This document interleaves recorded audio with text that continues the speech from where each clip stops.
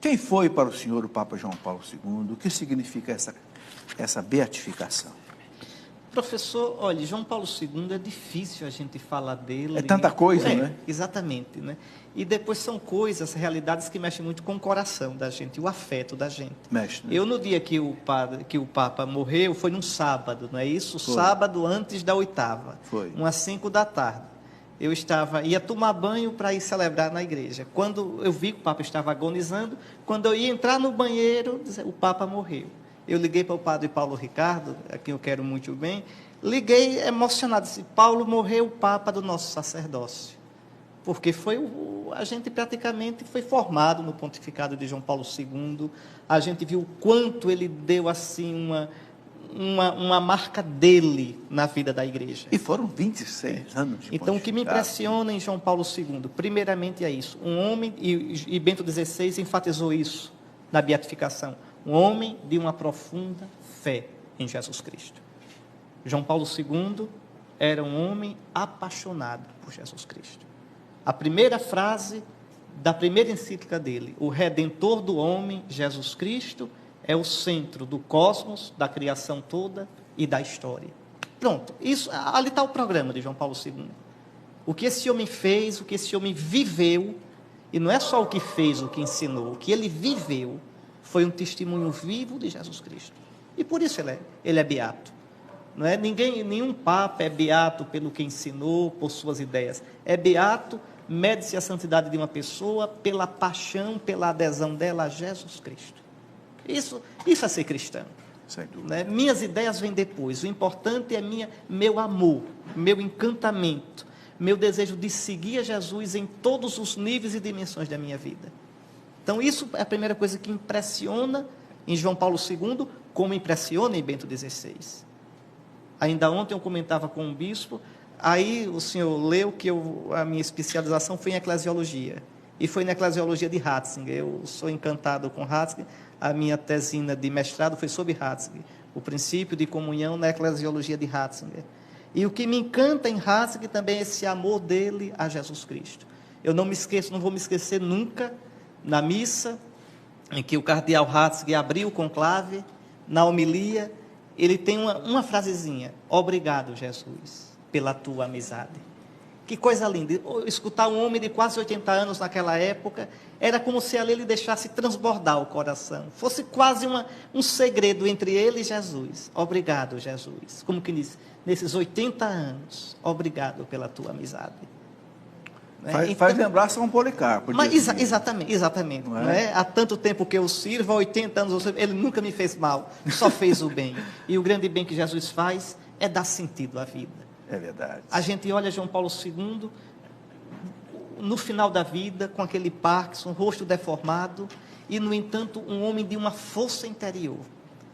Aquela sexta-feira santa, indescritível, ele acompanhando a Via Sacra, na sua capela privada, abraçado à cruz. Então, esse é João Paulo II.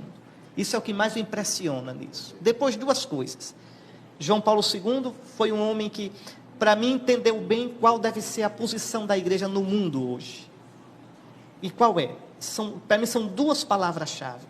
E Ratzinger, Papa Bento, continua com essa ideia. Primeira palavra, identidade. A igreja, ela não deve ter medo de mostrar o que ela é, qual a identidade dela, com toda clareza. Apesar de toda a aversão que o mundo tem hoje à igreja. Mas aí é que está, né? A gente não tem que se pautar, a nossa pauta é Jesus Cristo, não é aplauso nem crítica. Como diz a carta aos Hebreus, os olhos fixos no autor e consumador da nossa fé, Jesus. Pronto. Então, só aí eu sou livre. Se eu olho Jesus e não olho de lado, eu sou livre. Totalmente livre. Meu compromisso é com Ele, como o compromisso dele era com o Pai. Então, a primeira palavra é isso, identidade. E João Paulo II, em todo o pontificado dele, procurou fortalecer essa identidade da igreja. A identidade do padre, a identidade da vida religiosa, a identidade do leigo, a identidade do bispo. Não por acaso, os sínodos convocados por João Paulo II trataram do leigo, do padre, do bispo, do religioso. Veja, a identidade. E depois, em relação ao mundo, diálogo. Mas diálogo não é render-se. Diálogo não é negar, pelo contrário, o diálogo só é verdadeiro se eu souber quem eu sou e tiver coragem de dizer quem eu sou. Então, para mim, João Paulo II, por isso ele é tão respeitado pelos líderes políticos do mundo todo. Com João Paulo II, o papado alcançou uma coisa inesperada. O papado tornou-se não somente o porta-voz dos cristãos, inclusive não católicos, mas o papado tornou-se o porta-voz de todos os crentes. No sepultamento de João Paulo II estava lá o Dalai Lama, estavam lá rabinos, líderes muçulmanos, líderes animistas. Por quê?